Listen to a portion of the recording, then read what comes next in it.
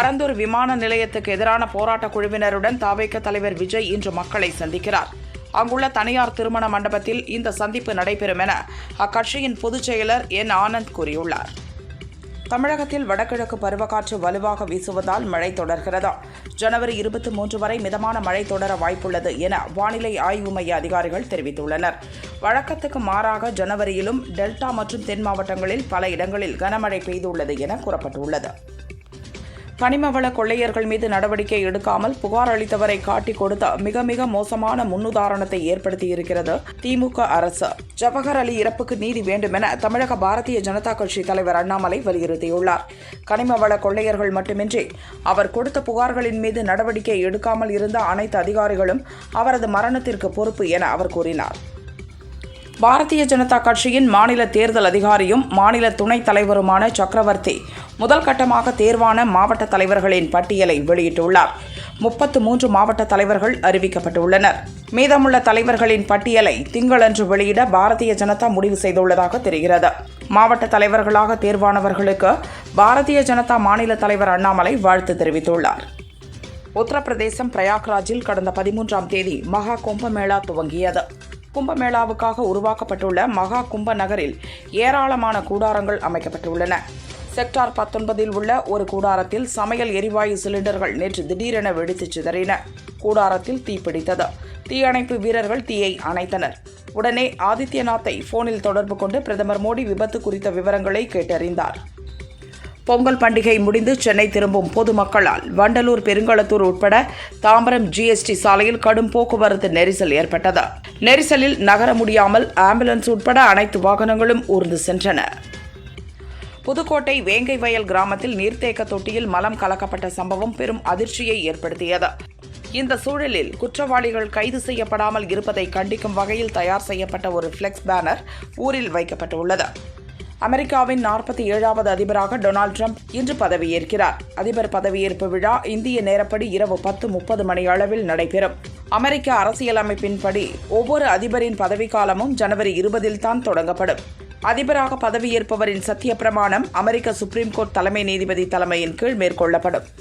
திருப்பதியில் கடந்த 10 நாட்களாக நடைபெற்று வந்த சொர்க்கவாசல் திறப்பு நிகழ்வில் 6,80,000 பக்தர்கள் தரிசனம் செய்துள்ளனர். 30,75,00,000 ரூபாய் காணிக்கையாக வந்துள்ளதாக தேவஸ்தான நிர்வாகம் தெரிவித்துள்ளது.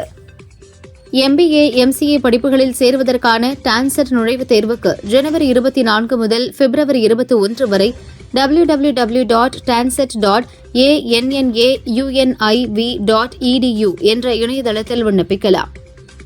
அண்ணா பல்கலைக்கழகம் முதுகலை பொறியியல் படிப்புகளான ME, MTech, MPlan, MArc படிப்புகளில் சேருவதற்கான CETA தேர்வுக்கும் விண்ணப்பிக்கலாம் என அறிவிக்கப்பட்டுள்ளது. இன்ஃப்ளூயன்சா A மற்றும் B, typhoid, mumps, hepatitis A, chicken pox, meningococcus, Japanese encephalitis ஆகிய 7 தடுப்பூசிகள் அரசு தடுப்பூசி பட்டியலில் இல்லை. இதனை சேர்க்க பரிந்துரைக்கப்பட்டுள்ளது என குழந்தைகள் நல மருத்துவர் கூட்டமைப்பின் தமிழக தலைவர் ராஜேந்திரன் தெரிவித்துள்ளார். இதில் அரசுக்கு அதிக செலவினங்கள் ஏற்படும். உடனடியாக அனைத்தையும் சேர்ப்பது சாத்தியமில்லை. குறைந்தபட்சம் இதன் முக்கியத்துவத்தை கூறி விழிப்புணர்வு ஏற்படுத்த வேண்டும் என அவர் கூறினார்.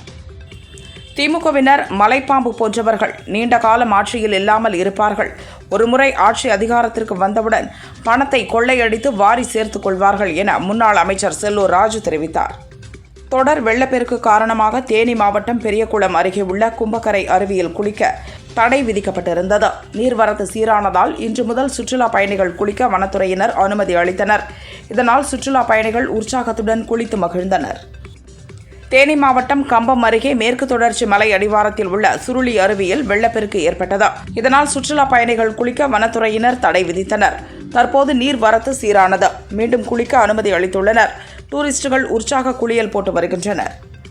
திருப்பத்தூர் மாவட்டம் ஆம்பூர் அடுத்த பச்சக்குப்பம், சின்ன கோமேஸ்வரம் பகுதிகளில் செல்லக்கூடிய பாலாற்றில் சிறு வெள்ளம் ஏற்பட்டுள்ளது.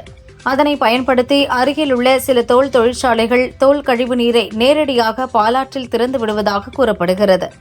வெள்ளை நிற நுரை பொங்கி துர்நாற்றத்துடன் பாலாறு வெள்ளம் செல்கிறது. அப்பகுதி மக்கள் அரசு தொழிற்சாலைகள் மீது நடவடிக்கை எடுக்க வேண்டும் என கோரிக்கை விடுக்கின்றனர். சாலை விபத்துகளை தடுக்க தேசிய மாநில நெடுஞ்சாலைகளில் மதுக்கடைகளை திறக்க 2018 சுப்ரீம் கோர்ட் பல கட்டுப்பாடுகளை விதித்தது. அதன்படி அதிமுக ஆட்சியில் ஹைவேஸில் இருந்த மதுக்கடைகளின் கதவுகள் பின்பக்கமாக மாற்றி அமைக்கப்பட்டன. இப்போது மீண்டும் திருவள்ளூர் செங்குன்றத்தில் தேசிய நெடுஞ்சாலைகளை ஒட்டி மதுக்கடைகள் சாலையை பார்த்தபடி திறக்கப்பட்டுள்ளன.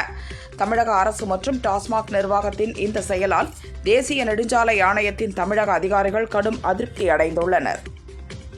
ஆந்திராவில் முதல்வர் சந்திரபாபு நாயுடு தலைமையில் தெலுங்கு தேசம், ஜனசேனா, பாரதிய ஜனதா கூட்டணி ஆட்சி நடக்கிறது. இம்மாநில துணை முதல்வராக ஜனசேனா தலைவர் பவன் கல்யாண் உள்ளார். இந்நிலையில் சந்திரபாபு நாயுடுவின் மகன் நரலோகேஷுக்கு துணை முதல்வர் பதவி தர வேண்டும் என கட்சிக்குள் புதிய குரல் வலுக்க துவங்கியுள்ளது. இளம் கலைஞர்களை ஊக்குவிக்க பிரான்ஸ் நாட்டில் தெருவோரம் நடன நிகழ்ச்சி நடப்பது வழக்கம். இதேபோன்று நிகழ்வு புதுச்சேரியில் முதல் முறையாக கடற்கரை சாலையில் இன்று நடைபெற்றது. இதில் உள்ளூர் மற்றும் வெளிநாடுகளைச் சேர்ந்த இளம் கலைஞர்களும் மாணவர்களும் பங்கேற்று உள்ளூர் நடனம் முதல் சர்வதேச நடனம் வரை ஆடி அசத்தினார்கள். சென்னை காசிமேட்டில் கூட்டாளி கொலைக்கு பழிக்கு பழி வாங்குவதற்காக கத்தி, கோடாரி போன்ற பயங்கர ஆயுதங்களோடு சுற்றி வந்த 4 பேரை போலீசார் கைது செய்தனர். அவர்களின் திட்டம் குறித்து விசாரிக்கப்படுகிறது. வடசென்னை திருவொற்றியூர் தொகுதிக்குட்பட்ட காமராஜர் தெருவில் திடீரென மின்சார கம்பி அறுந்து சாலையில் விழுந்தது. இந்த சமயத்தில் மக்கள் நடமாட்டம் இல்லாததால் பெரும் உயிர் சேதம் தவிர்க்கப்பட்டது. அறுந்து விழுந்த மின்கம்பியால் மக்கள் பீதியடைந்தனர். வேலூர் மாவட்டம் வேலூரில் தமிழ்நாடு ஓய்வு பெற்ற பள்ளி கல்லூரி ஆசிரியர் நலச்சங்கத்தின் மாவட்ட செயற்குழு கூட்டம் நடைபெற்றது. காப்பீட்டுத் திட்டத்தில் உள்ள குளறுபடிகளை களையவும், பணம் செலுத்தாமல் சிகிச்சை பெறக்கூடிய வகையில் புதிய காப்பீட்டுத் திட்டத்தினை நடைமுறைப்படுத்த வேண்டும் உள்ளிட்ட பல்வேறு கோரிக்கைகளை வலியுறுத்தி தீர்மானம் நிறைவேற்றப்பட்டது.